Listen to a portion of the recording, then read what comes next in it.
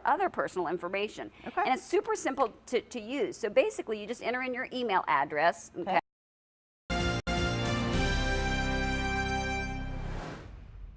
Into Tech Time, if you think your email account has been compromised as part of a data breach, we have some ways to find out. Technology consultant Francie Black is here with details. We hear about this all the time, but how do you know? Okay, well, I'm going to show you. That's exactly what we're going to get to. So, but just to let you know, like in terms of data breaches and how serious they are, we all hear about them on the news, right? You're reporting on them all the time.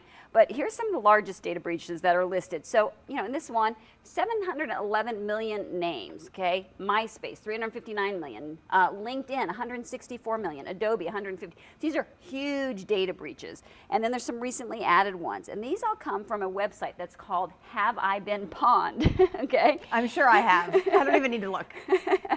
And Have I Been Pawned basically looks through all of these data breaches to find out whether or not your email address has been compromised as a part of that, if it's received your email address or other personal information. Okay. And it's super simple to use. So basically, you just enter in your email address, okay? And then it tells you, hey, this one, you've been pawned. And in this case, you've been breached on 9 different sites and 9 different data breaches, okay? And to give you an idea, this is the results. You scroll down on the website, and this is actually my personal email address here.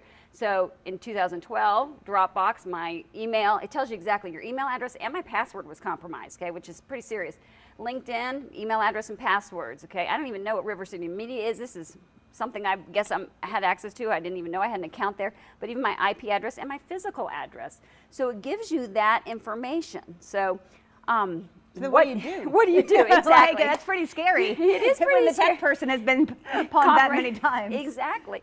So this website is built by Troy Hunt, okay, and he's a Microsoft Regional Director. He's testified before Congress, and we actually talked about this. So that's all from his website. And these are his 3 suggestions to better security, okay? So the first one is to protect yourself using strong passwords, okay? Right. Now that means a combination of upper and lowercase characters. If you have an email address that starts with a capital letter and ends with a 1 or an exclamation point, that is a highly predictable password by a human or by a computer that's randomly trying, okay? So you don't want to have that. You really want to have that mixture, and don't use the website's name, okay? Mix it up, do different letters, and have a password manager to store your passwords in. I know it's hard. And then write them all down because you're never going to remember them, like me. Put them in a password keeper, okay? Now, he suggests one password. I use one that's called Keeper Vault, okay, which we've actually featured here a couple years ago.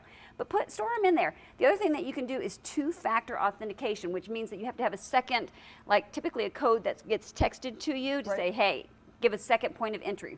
This will keep your email accounts from being compromised further. So they might have your email address, but maybe they can't get into your email account.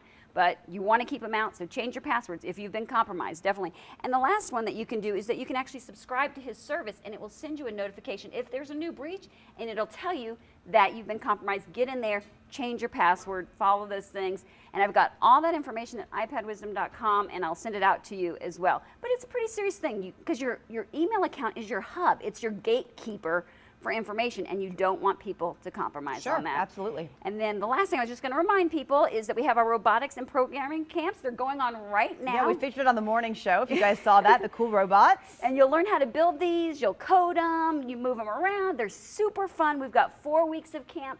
Be sure and check it out. Shoot me an email. It's very non-intimidating. I just want to point that out. We make these very fun and engaging. Anybody can do it. Great STEM skills to learn. Shoot me an email at info@ipadwisdom.com, and I'll get you all those details. And for everything that you learned today and Tech Time, just go to the Tech Time section at WLOS.com. All right, Francie, thanks. Thank you. We'll be right back.